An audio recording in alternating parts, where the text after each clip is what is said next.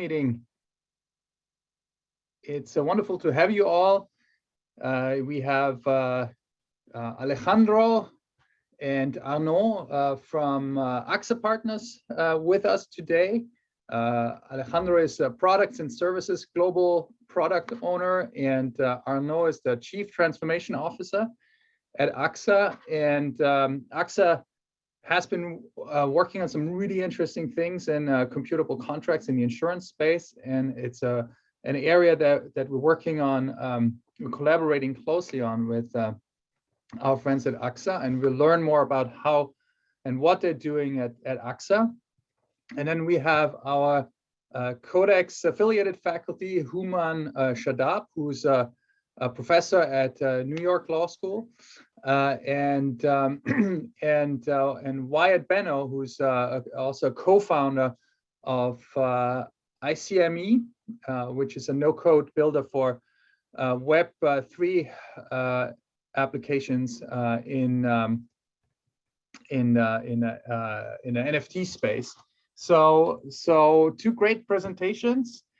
Before I turn over the word to Alejandro and Arnaud, I want to open the mic for you all. If anyone has any updates or news to share with the group, please pipe up now.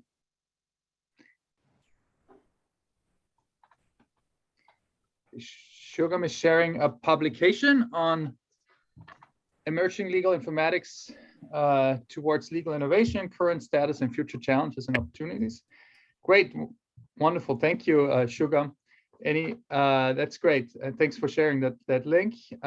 Any other updates from anyone in the group?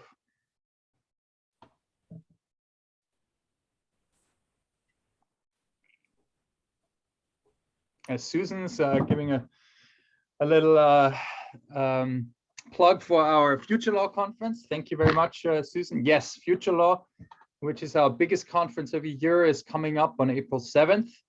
You should not miss it. Please join us on the Stanford campus for the first in-person conference we're running again. And so we're really thrilled about that. For those of you who absolutely can't make it because of travel restrictions, we'll set up a stream from the conference. But really, we'd love to see you in person if you feel comfortable and your travel, will enable you to join us. And so yes, so thank you for that. And Thibaut is sharing a new paper, and that's thank you very much. Thibaut, of course, is our affiliate faculty running our computational antitrust project. And he is coming out from Amsterdam for Future Law, by the way. So if you want to meet Thibaut in person and many others, you should come to Future Law. All right, so with that, let me turn it over to Arnaud or Alejandro. Are you folks there? Indeed. Hello. There you are. Great to see you again, Arnaud. Great to see you. Thanks for the opportunity. Great, wonderful. Well, so it's great to have you. We have two presentations and we have an hour for our meeting. So we'll break, we'll turn over to Human at about 2 o'clock Pacific time. And so it'd be great if you could update us on your great work in computable contracts and how that's a part in your sort of transformation of the insurance business. And then we, hopefully you will leave some time for folks to ask questions, as I'm sure there will be some questions too from the group. But over to you. Sure. So let me start the screen sharing. And you should see it now. Yeah, it's working, I think. Yes, we can see it. Thank you. Perfect. Okay, let's go. So again, many thanks. I will mostly introduce the session. The core of it will be driven by Alejandro, who will explain you where we are in terms of transformation and usage of computable contract. But just to set a little bit the scene, we are indeed both belonging to AXA. AXA is a big company. You know, it's a French-rooted worldwide insurance company, having activity in P&C, in life and savings and asset management. We are both part of a specific business unit called AXA Partners, which is a global entity as well, in charge of B2B2C activities and focused on assistance services and what we call specialized insurance, which is covering, in fact, travel insurance, as an example. Here you have a very quick representation of our job and what AXA Partners is performing. I will not spend too much time, but for the sake of the presentation and our context, we are indeed providing services to individual customers, our end customers, but through a partnership with partners, which can be an AXA entity through an insurance contract, or a utility player, a motor player, a car manufacturer. So you have some examples there. Here during the presentation, we will focus on activities related to motor and home assistance services, knowing that we are, of course, using compatible contract in a wider space in AXA Partners, so covering other business lines, but we have quite some things, let's say, to share for motor and home. All in all, we have 60 big numbers you may can be useful for you to have in mind. So we have 60 assistance services. The most known or classical, if I can say, is towing to rescue a car which is not working anymore on a road. And the fact that we are working with our partners led to a situation we are transforming currently of 6,000 different products. So it can be quite interesting and would consume a lot of time to know where it's coming from. Let's assume that there is a part of history, a part of building product services, building also tailor-made approach with some partners. But the fact is that our starting point in terms of transformation was indeed to cope with this high number of different products. So this is what AXA Partners is. And back in time, so several years ago, we engaged indeed the transformation with a starting point. I think I already covered some aspects of it, an evolving demand in terms of services, which is perfectly normal, let's say, in our world.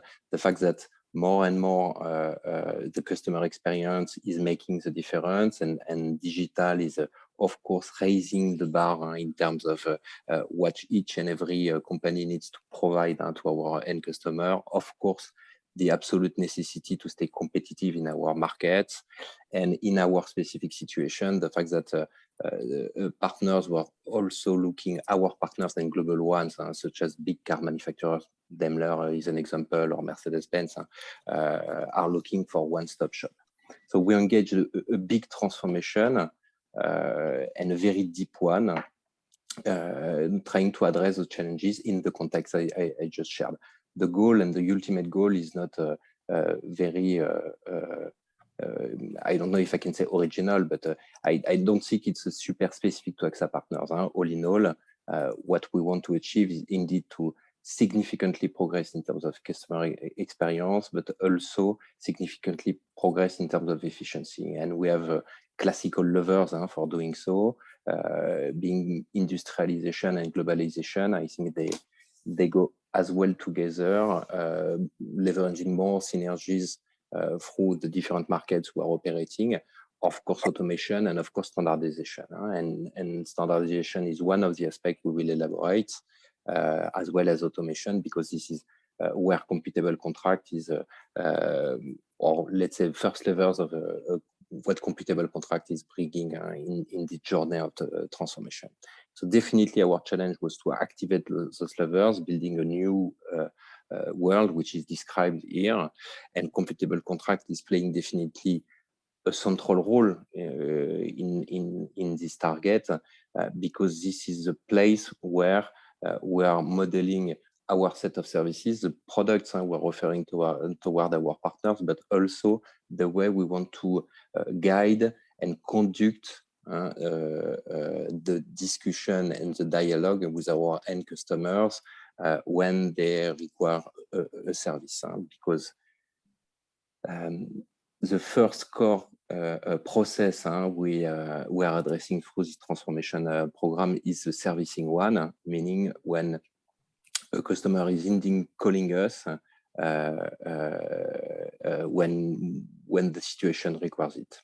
And this is where we need to be, of course, fast, of course, efficient, but also very clear with our customers about what's covered, what's not covered, what can be offered in terms of services. All in all, I announced it. I was here to set the scene and lay out the overall context. I will hand over to Alejandro so that we enter in the core of the presentation, deep diving on the different aspects I opened, let's say. So Alejandro. Thank you, Arnaud. Thank you for the introduction. And so yes, we found at the beginning of this transformation a big challenge linked to the fact that we had this diversity of different products that was mentioned by Arnaud, around 6,000 different products to which we had to bring this industrialization, globalization, and mainly automation and standardization. So a big challenge, and computable contracts turn out as a very accurate solution to that particular challenge. At the time, back in 2019, computable contracts was at a very early stage, probably a few mock-ups in AXA to try to address a key problem in the industry of insurance, which is the coverage reasoning part of insurance, which was almost fully human-driven, a non-efficient task, an unscalable task, a task on which a person had to read a document, understand and accurately interpret this document, which is an insurance contract, compare this interpretation with a context, with a claims context, with what was going on with the customer, and then based on this combination of elements, define what's covered, what's not covered, how much should we pay. All this was human-driven. We knew we wanted to automate this, particularly in the business of AXA Partners, which is in the assistance business of AXA Partners, on which this reasoning needs to be done extremely quickly because the customer is on the line while this is being done, as you will see in a few minutes in the demonstration. So at the very beginning of this transformation program in AXA Partners, we decided to make computable contracts key to our transformation and make it the component that would enable this automation and standardization of around 6,000 different products. And an amazing journey began on the development of this tool, particularly for this transformation program and in general of the computable contracts technology, which led to what we believe is today one of the most advanced tech components in the insurance world, as we will show you. So we basically say that computable contracts brings the cornerstone of insurance to the digital age. The cornerstone of insurance being the insurance contract, the product, as we call it, the terms and conditions the customer receives when he or she purchases or receives from some mean an insurance contract. This technology was inspired by computable law principles, and it allows us today to start from an analog PDF insurance contract. We have a screenshot of one here,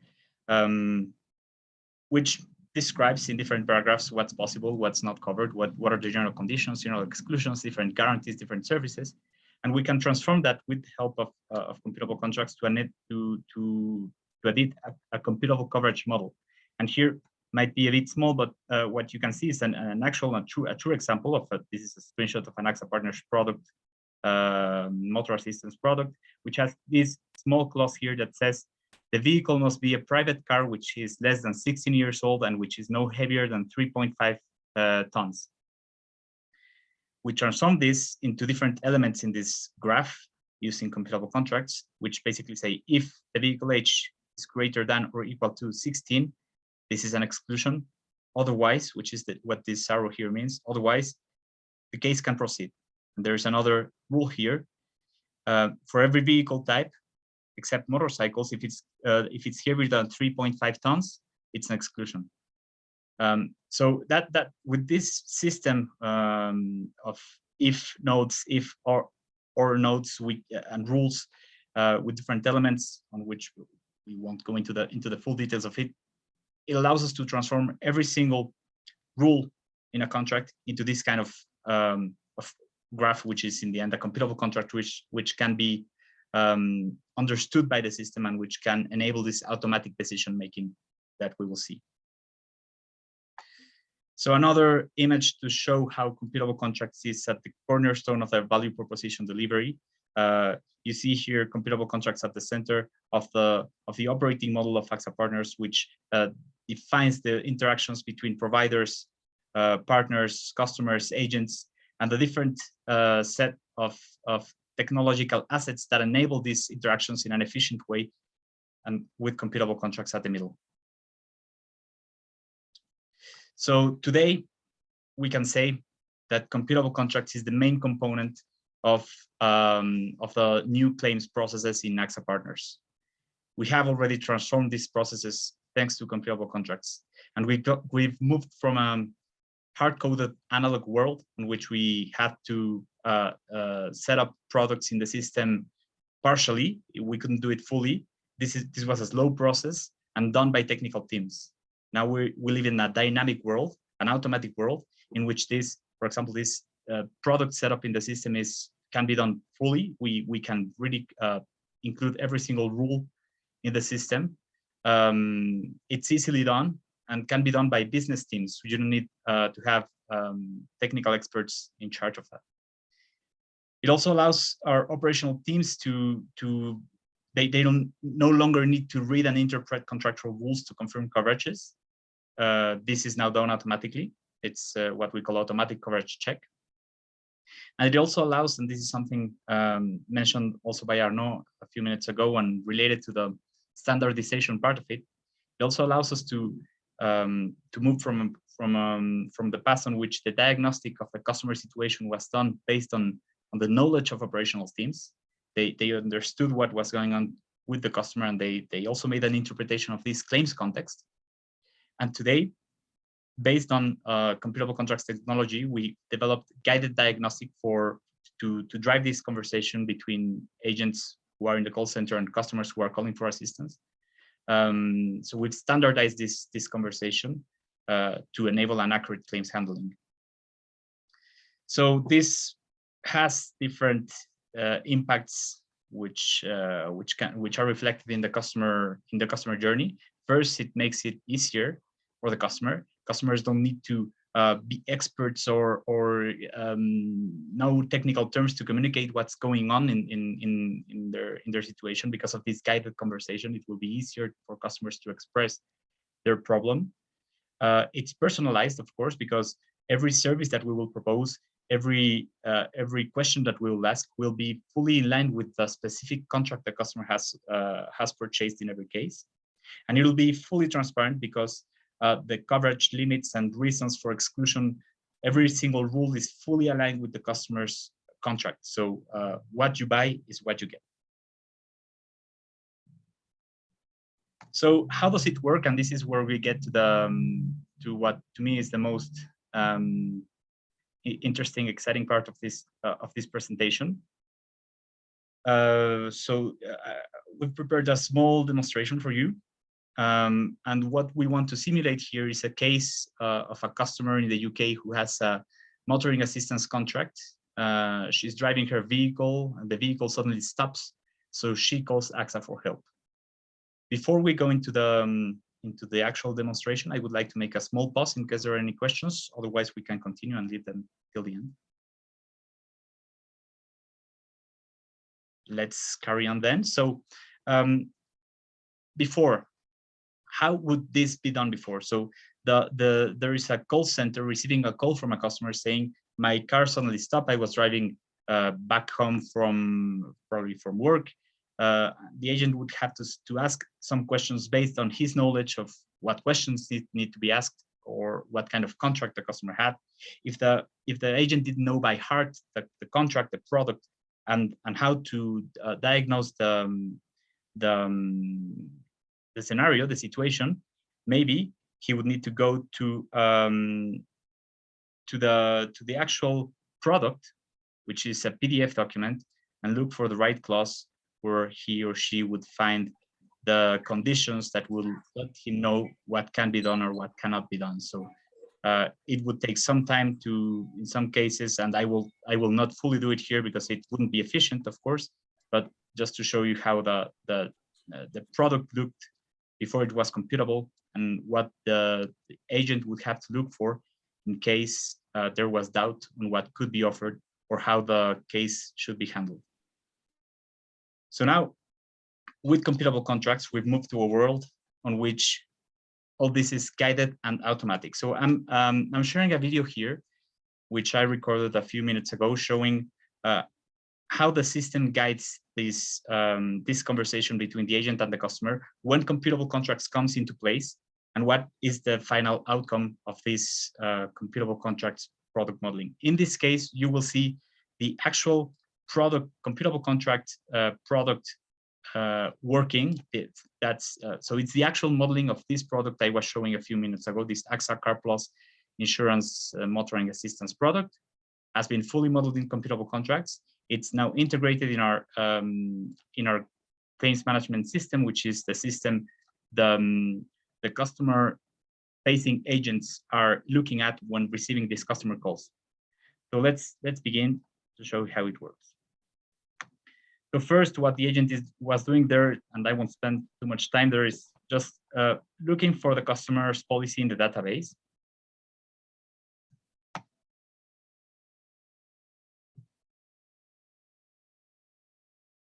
And then the policy has been found, and the agent is creating a case for it. To look for the policy, the agent just asked, in this case, the customer, what's your license plate number? This is enough information to find a policy in the database in this case. Then there is a, here we are just reviewing the product that concerns this case. And here the agent will geolocate the customer to see where the incident happened. So in this case, the customer has said to the agent, yes, I am with the car, and given the address, the exact address on which the incident happened. The address is validated, and then we will move to the diagnosis of the case. So far, we've identified the customer. We've seen that the policy is valid. We've located the vehicle, the incident of this person who was driving back home when the vehicle broke down. Now we'll do a diagnosis of the situation and see what we can propose to this person. So when we move to the diagnose step, in this case, we are, as you can see, working on a Salesforce platform. And to this Salesforce platform, we've integrated the screen that you're looking at here, which is what we call the computable contracts widget, which is basically, as the name mentions it, a widget on which we show the rules and the different paths to follow based on the computable contract that needs to be used for this particular case. So here's where we will see this guided diagnostic that we were mentioning. You will see that first, the screen will start proposing questions, asking questions. The first one being basically, can you tell me what has happened? In this case, we're speaking about a breakdown, so the agent will choose the breakdown answer. What happened with the vehicle? We know in this case that the engine cut out while the customer was driving. We know that it happened suddenly. All this because, of course, the customer is describing the situation to the agent via this phone call. Then we have these kind of questions, which is something that maybe the customer didn't think of checking before this call happened. Here, the agent is asking if there were any warning lights in the dashboard before she noticed the sudden loss of power. It is a question that this is where the experience becomes simpler, because otherwise, without these kind of questions that guide the diagnostic, the customer may not be able to tell so accurately what's going on. Then a similar one, what happens with the engine when you try to start it again? It starts but runs poorly in this case. We ask if there are any special circumstances we need to be aware of. if the vehicle has a caravan or trailer attached, how many people are in the vehicle, adults and children, if the provider can take all passengers, and we reached the end of the diagnostic and coverage check processes. You saw we answered around 7 to 9 questions, maybe. In some cases, the journey is a bit longer. In some cases, it's a bit shorter, depending on the situation, depending on the product. But at the end, after answering a few questions, which are simple enough to answer, as you saw with a customer on the phone line, we reach a conclusion based on the computable contract. In this case, the contract is telling us you can offer 2 services for this situation contractually: a repair on spot service or a towing service. And on top of it, you see a little star here telling the agent the preferred service is the repair on spot service. This means that based on what the person described, we have available a network of providers who can go there and fix the issue on the spot, which is of course what will drive the maximum customer satisfaction in this kind of scenario. Without this guided diagnostic, without computable contracts, and before we had this, we were not able to make this such an accurate proposition of a service. So now with this, the agent can simply select the service, inform the customer that this is what they can do for her, select the service, and then a provider missioning process will start. A provider will be assigned automatically and will start driving to the customer's location. The customer will receive an SMS with a link through which she can track the provider in the map to finalize this nice customer experience that we've built. In the demonstration, we're not going through that phase because that relies on different components of the system, not on computable contracts. Computable contracts really stops at the service proposition process, which is enabled after we've done the diagnostic and coverage check. And just to finish this small demonstration, I just want to show you what would happen if the situation was different. Because even if we answered 5 or around 7 questions in this case, this doesn't mean that this is the only information that's necessary to make this kind of decision. The system is taking automatically all the information that it knows already that's relevant for this decision making on coverage, and also using it to make the decision. And this includes things like what's the country where the incident happened. This is something the system knows based on the geolocation of the car. What's the start date of the policy? It's something known based on the information coming from the policy database. And specifically, or in some cases, how far away did the incident happen from the customer's home, which is also something used for coverage check purposes. So every piece of information that's known by the system at the moment we reach the diagnose step is already sent to the computable contracts tool, and only the missing information is asked to provide the most efficient and shortest experience possible with the most accurate service proposition we can give. So we're going back in this case to the locate step, and I will change the address. The first address was an address in the UK, because this is a contract that has coverage in the UK, but this is not an international contract. This contract doesn't cover the customer if she's traveling outside of the UK. So in this case, I'm entering an address in France, and you will see what happens when we get to the diagnose step. So we're switching steps in the process. We're going to load the computable contracts widget. And instead of asking questions, we simply see there is an exclusion. The country is not covered. So in this case, there are no questions asked. The system has enough information to know you're not covered, and the computable contract can come with a response saying, this is the reason why you're not covered. This is how it works today, and this is the transformation that computable contracts has brought to the home and motor assistance business lines in AXA Partners. So now let me get back to the presentation. Any questions at this point? I think we have one question, and we need to pay attention also to the timing, Alejandro. Yeah. the multi-country focus is fascinating. Languages too. Yeah, so far it manages 6 languages, I think: English, French, German, Dutch, Portuguese, Spanish, and Italian. And it's relatively easy to add new languages to it. There's also a question from Horace, who's asking, Alejandro, is the process of creating decision tree rules a manual one? In other words, is a human Yes. expert is a human expert involved in creating the rules? Yes, so let me move to the next slide. Yeah, exactly. So there are 2 ways to create computable contracts.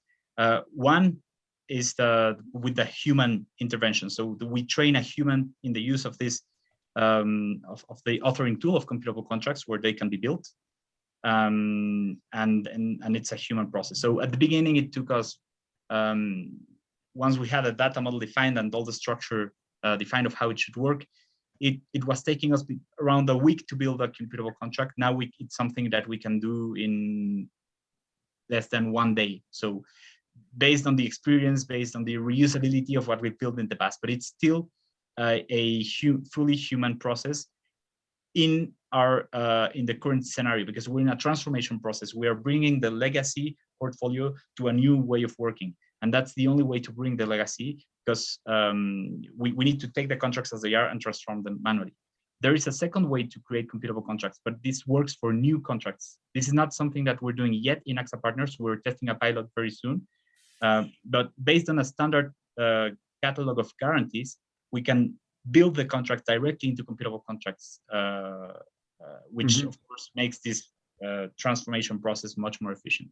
Yeah, and how much of that workflow that we saw for your call center agents is based on the terms of the contract that you made computable, and how much is sort of based on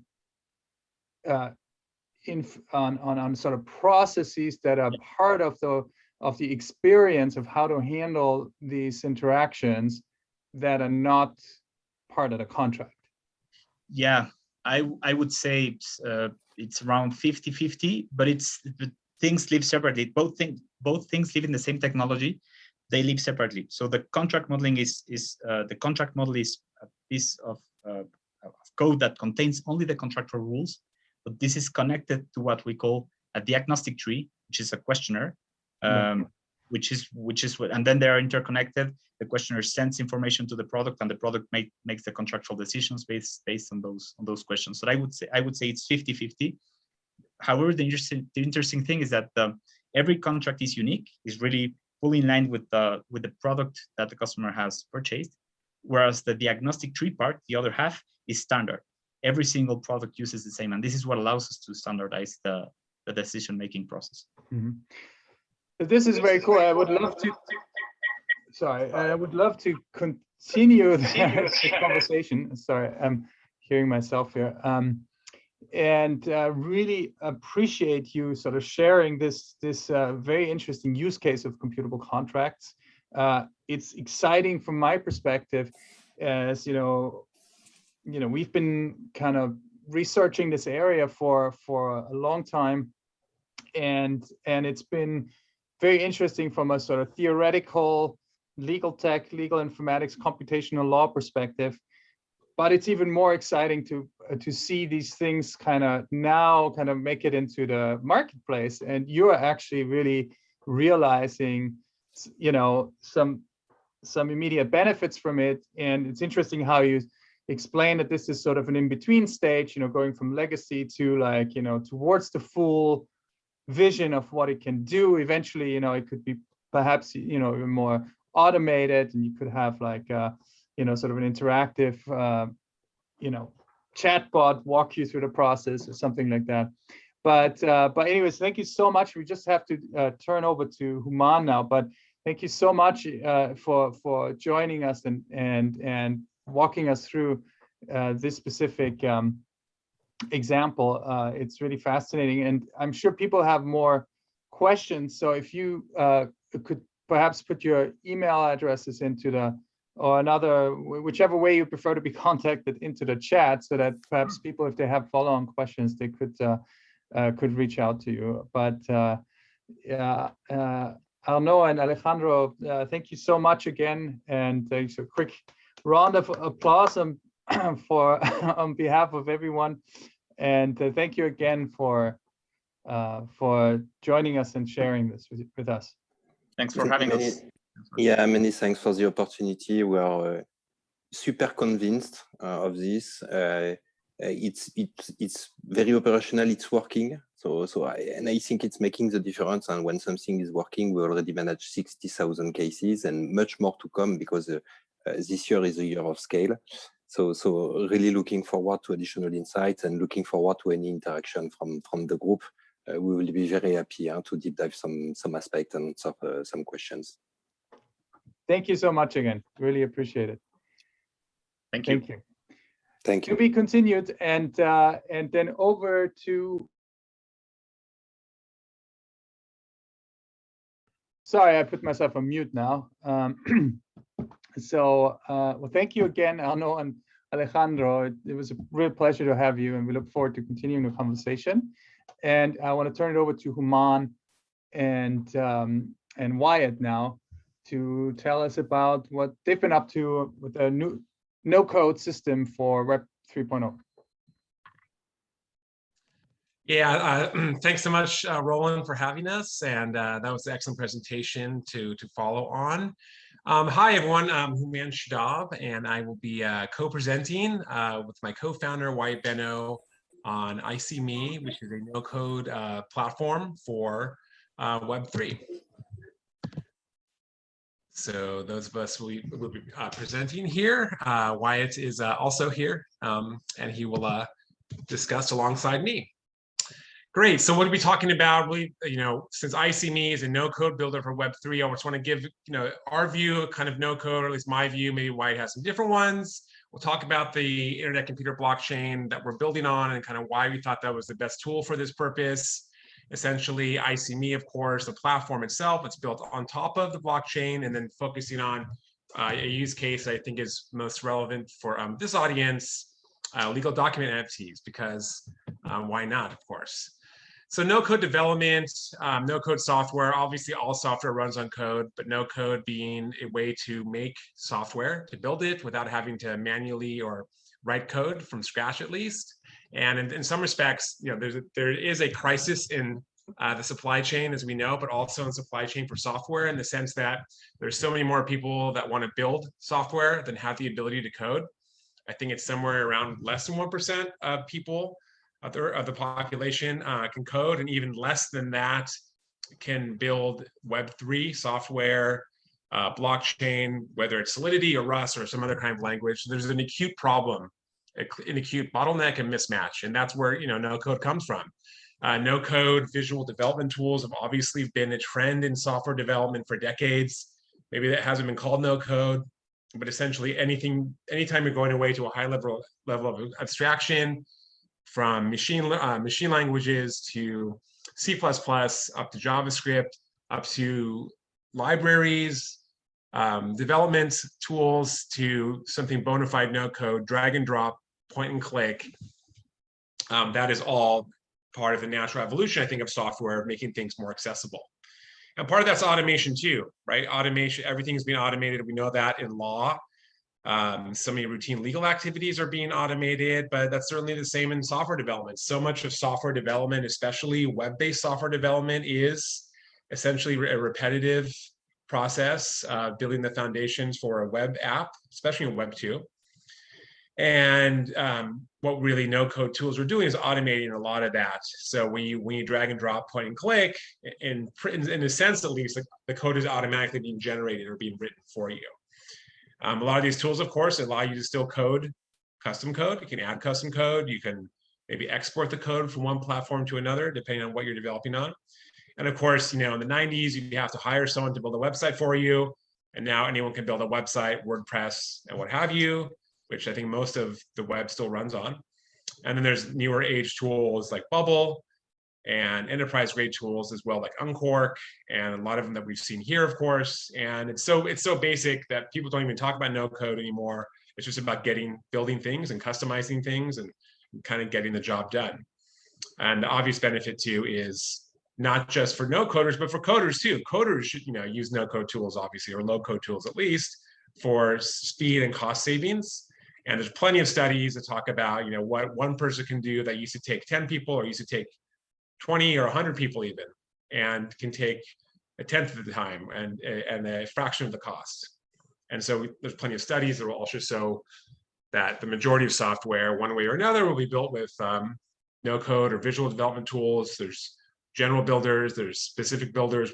Obviously, we know, I'm sure this audience knows the ones in legal tech, which are some really great tools out there for those specific use cases, as well as things like gaming and other areas. And so certainly ICME is in part of this trend and a reflection of the fact that, especially when it comes to blockchain developers or Web3 developers, they are far and few between. I don't know if anyone has actually tried to start a blockchain project and then actually tried to hire or find a developer. It's difficult, right? Even in standard web apps, but it's difficult to find the right people if to trust and all that at the right price. It's even much more difficult in the blockchain space.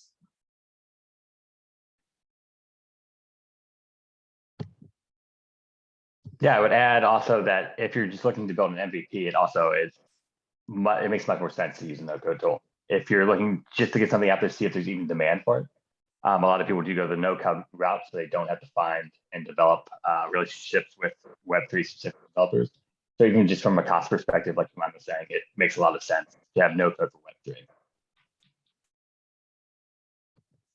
Great, and then the next part of our presentation, which will lead into ICME, is the Internet Computer Blockchain. So we are developing tools to build apps and dApps and NFT marketplaces and DAOs that run on the Internet Computer Blockchain. And so let's understand what that's about and why we made that choice.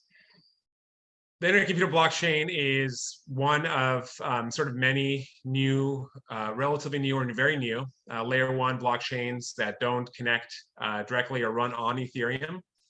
And it is very ambitious, to say the least. The Internet Computer, the DFINITY Foundation open sourced it in May, and they are trying to build truly a world computer, a blockchain that is infinitely scalable, that is fully decentralized end to end, and really serves the web. That really is an alternative to the corporate cloud-based internet Web 2 as we know today.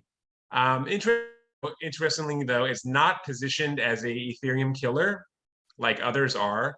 It is positioned as something that's compatible or it's complementary to Ethereum, where Ethereum may be a global settlement layer, but the Internet Computer is for building these web scale, infinitely scalable dApps, again, that are decentralized. And one way to think about the Internet Computer is that whereas what Ethereum was to DeFi, I think the Internet Computer is trying to be to Web3, in the sense of not just being focused on the on-chain financial applications or what people call money Legos.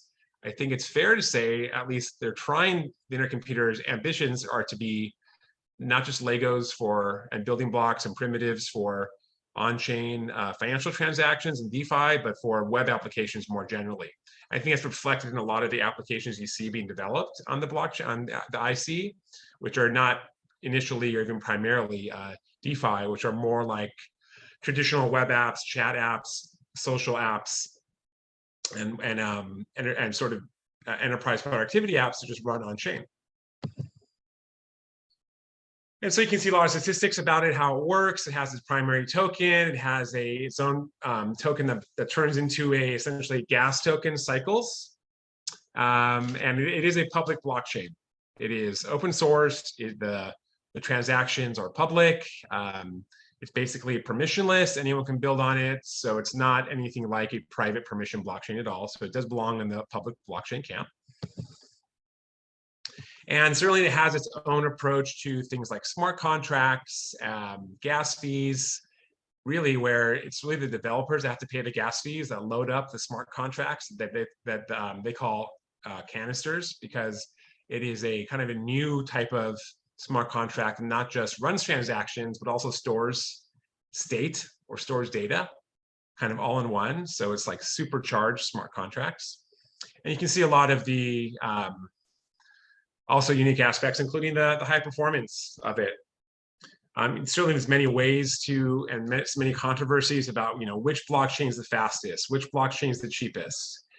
And some of those questions you may not know for a while to really battle test something in practice, but it seems at least that there's a very good case to be made that at least that the internet computer blockchain is among, or if not the best, along many attributes, whether it's speed, transactions per second, transaction finality, decentralization, which since it's new, it's certainly not as decentralized yet, I think, as other chains. A lot of the tokens are probably more concentrated in terms of their holdings than others, but I think that's kind of natural when a blockchain first launches. But even the foundation does not have the majority of tokens and votes. And the scalability, it seems to be in principle infinitely scalable, because as you essentially add node machines, you don't add latency or anything like that. And again, one thing that's very important that distinguishes the internet computer is that it is end-to-end decentralized. Front end and back end run on chain.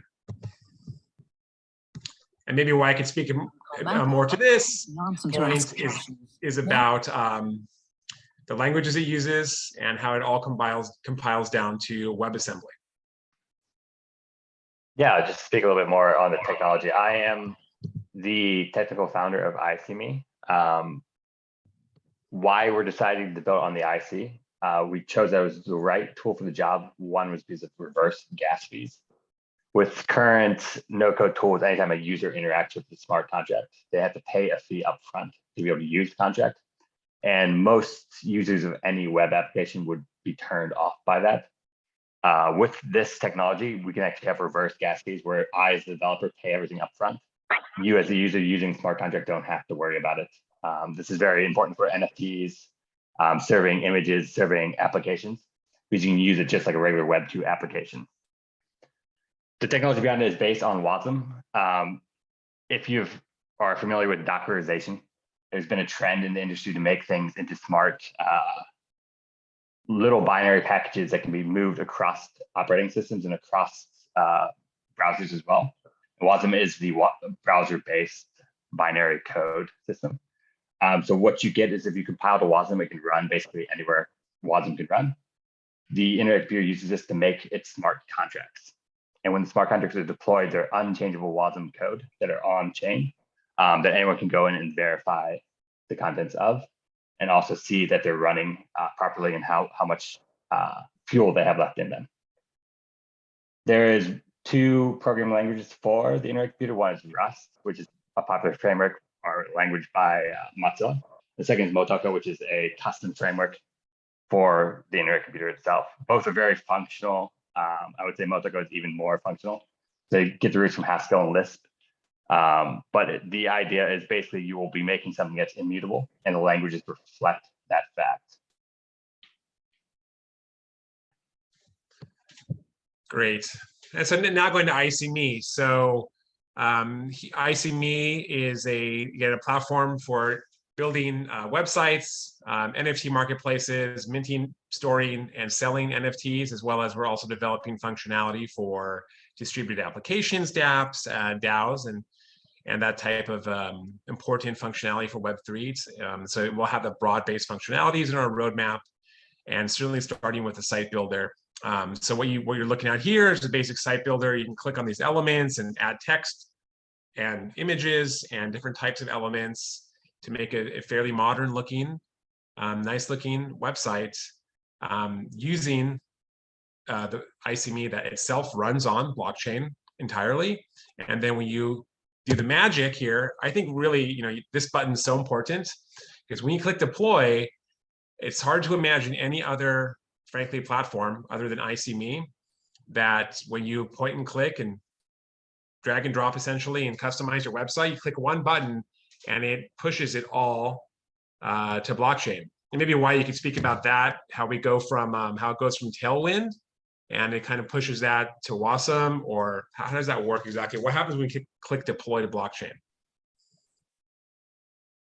Yeah, I think it's a very modern and interesting process. It actually does spin while it's loading. It might spin for 30 seconds after you press deploy, but a lot of magic is happening in the background. Your full application, so it's not just the back end of your smart contracts, or in some use cases, your legal contracts. It's the full front end, back end, and any data associated with contracts that are being pushed onto a blockchain. What happens is they're all compiled into WASMs, and they're all pushed together as one entity, and you get ownership of that on the blockchain. So you're the only person who can alter it, take it down, etc. No one else can tamper with it. And you can also actually even remove yourself as an owner, so it's completely tamper-proof, and you can't even ever change it yourself. But once it's deployed live, it is live and it's censorship resistant and immutable. So there's a lot of security for your end user and also for you. And you also open source your code or show your code so people know exactly what's in your smart contract. So I think it's a pretty interesting trustless system after you press deploy. It's basically ready to go for anyone to use on Web 2. So this means anyone in any browser, anyone on the internet can go to your UI of your smart contract and interact with it. Yeah, exactly. And as a sample of one site that was that we had a user build, it was to sign up for a coding bootcamp from Motoko. But here is, the URL. It's real. It's raw. It's new. They are getting a more human readable name system that some folks are working on the infrastructure. But if you go to the site, no tricks up my sleeve here. This is a blockchain running website. With the graphics, with the interactivity, and all that good stuff. So that's exciting. This is, again, the front end is also running on blockchain, which is frankly different. A lot of Ethereum, most of Ethereum sites, a lot of the other blockchains that will say blockchain based meaning it's only the back end. They're still running the front end on a cloud hosted server. And that kind of runs afoul to a lot of the principles and functionality and benefits of blockchain. And we're just about to release our on-chain self-service minting. So here are my not too creatively named minters, but basically users from the no-code approach can make their own minters and enable them and their users to mint NFTs. One really important point that comes out of the technology and the way ICME uses it is to mint and store the media of the NFT on-chain. Again, because the internet computer is so powerful, it can store files very affordably on-chain. And as the graphic shows here on the right, it brings it all together and it makes it much more composable, as they say again, and much easier to make it essentially a real alternative to the traditional internet, as opposed to NFTs otherwise. I'm sure we've all read and understand that most NFTs are not actually on-chain, that they're either going to be the media file, it's going to be hosted on a traditional website, or maybe IPFS or some decentralized hosting service, which is better than traditional, but it's not really on-chain yet. And that can have problems down the road if those things disappear or they're not kept up to date. I know we're running out of time, so we're just going to move on a bit more. So one use case, certainly audio files, video files, image files can all now be uploaded and stored as NFTs with all the properties that Wyatt was mentioning in terms of immutability, permanency, and on-chain composability, including our favorite types of files, PDFs, right? So certainly a lot of law, legal contracts, of course, still exist in PDF format. And there's real benefits from taking your traditional PDF and minting it as an NFT. And so here I just took a letter of credit that was publicly available that I found online, and I minted it in a few clicks with ICME as an NFT on the Internet Computer blockchain. So this is this is the URL to click it of where the actual PDF file exists on chain. Again, immutable. It can be very private. So even if you click that URL, you cannot access it. It has the minting canister, the smart contract, in other words, ID, the token ID, of course, and here's some more of the metadata. And you can imagine putting all of the contract text or tags or other metadata, of course, on chain, and then share it and bring it into contracting systems or systems of record as well. And really the benefits of on-chain NFTs were what we just mentioned. And what's interesting about the Internet Computer, which surprised me, is that you do have to make sure, though, your smart contract is immutable, because by default you can change it. Same with the ability to delete files. So that's good, though. I think it's flexible. If you want to have code change or files change, you can do that. It doesn't have to be immutable, but certainly you can make it in a fairly straightforward way immutable. And so that is, I don't know if Dwight has anything to add to that. We just have a few minutes left, so I thought that brings us to the end. If anyone has any questions or comments. So this site, just to be clear, it's live now. It's ready to use. If you want to test it out, give us feedback. That'd be wonderful. You can create your own on-chain, decentralized, end-to-end websites, and the NFT functionality should be ready to go next week as well. Great. This is fascinating. This is really, really fascinating. And, I think there's a big demand in making the blockchain more accessible. And like you said, it hasn't been thus far, except for a relatively small group of experts, and a technology that makes it, accessible to the world is, I think, tremendously exciting and valuable. And so, wow, it's really, really impressive. Thibaut is hold on, let's see. Thibaut is writing, it's interesting how computing the law actually changes the legal substance. Thibaut, you want to elaborate on that point? Did we lose Thibaut? Still there? Here, yes. Yeah. Sorry, what was the question? Well, I just want, it's interesting, your comment, you're saying how computing the law actually changes legal substance. I just wanted to see if you wanted to elaborate on that. Yeah, no, I was just reacting to what Alejandro actually answered in the chat. Sorry. So he actually said, and I think this is fascinating, because we always think about it one way, right? How we will actually compute what exists already. And he said that they realized that they had some gray areas, and that therefore they had to change the actual law within AXA, of course, but this could be public law also.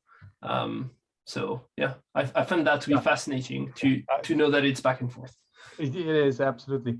Okay, and so so you just launched it now, Human and Wyatt. What's your sort of like, kind of approach to building community around the platform? Are there sort of specific use cases? You gave us a legal use case, which I think is great. Yeah, I think there's a need, for recording legal documents or laws, and making sort of a permanent, immutable record of that. What other things do you have in mind as sort of the first uses of your no-code platform?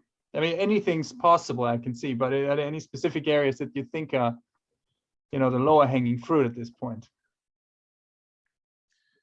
Yeah, we're seeing some low-hanging fruit from PDF interest in legal documents being stored on chain. That's pretty low, I think, because it's there's not too much logic behind that, which is great. We just kind of put it there and create a nice record and all that, nice and clear. There's other, certainly, artists and digital kind of media groups that are looking to access ICMe, of course, through API. And one great thing about ICMe is that it is compatible with Web 2. You can pull it into your existing traditional website and get the functionality essentially on the back end. And that's something that's important to us, certainly from a design perspective, because we know lots of people are not going to, for a while, make the leap out of their existing business design and infrastructure. That makes sense. Okay, so let me see. Yeah, I'll put our emails in the chat. Yeah, please do. So Someone asked. Federico is asking, does ICB have a specific editor for creating the website inside the platform? You want to take that one, Wyatt? Yeah, you as the owner of your account are the editor of the website. You can give that access to anyone you want, but you are the main person. So there's like one admin. For the minter as well, you log in and then you are the minter. And this logins through something called the internet identity, which gives you a unique key. You can also pull those private keys locally if you want to do things that are not available in our platform right now. But it does give you private keys and full access to do whatever you want with your underlying smart contracts. Thank you. Okay. Do you expect Okay, Wix or WordPress will require us? I would say we are the Web3 or the WordPress of Web3. And I think what Human also mentioned is very interesting. Even today, around 60% of the internet that you interact with is on WordPress, which is amazing to me. It's 2022. It started 2010 on back when PHP was a thing. But I think it's very interesting how marketers, lawyers, a bunch of different professions need to have access to be able to change things by themselves. And I think WordPress really speaks to that for Web 2. I think we're going to be that for Web 3. You will not need to go find specialized developers. You will be able to do things like you can do just on WordPress for Web 3 with ICB. Okay, maybe related to that is Tony's question is, you know, how do you intend to monetize the platform? There's actually a few different ways that we have. We have a monthly fee that you can pay only when you're updating. So if you just leave your site or your smart contract running, you don't have to pay it anymore. Second is if you mint NFTs, you can add a royalty for us. So say you're a famous artist, you sell something for $100,000 worth, we can take a small percentage of that back as monetization. But there's a lot of unique ways, specifically because the smart contracts can also represent money or coins in this case. And I think there's still brainstorming around that, like DAOs or something completely new, etc. Come on, do you have anything to add as well? Yeah, no, that's good. There's template libraries. I think WordPress and lots of other sites have been really successful in building communities also by enabling people to make money off their platform by building templates and plugins and all that good stuff. And I think that's a great thing to do for Web3 generally as well. No plans for reputation system token. I don't think right now. Great question from Robert about file size limitations. That is almost the $1 million question. In principle, correct me if I'm wrong, Wyatt, the internet computer canisters are 8 megabytes and it's based on the WASM limitations, but I think WASM is being upgraded to something much bigger.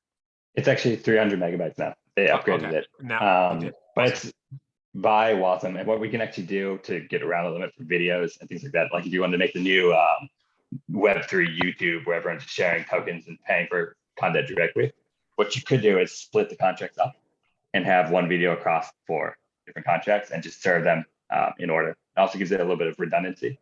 And it's also like a CDN where you can be global.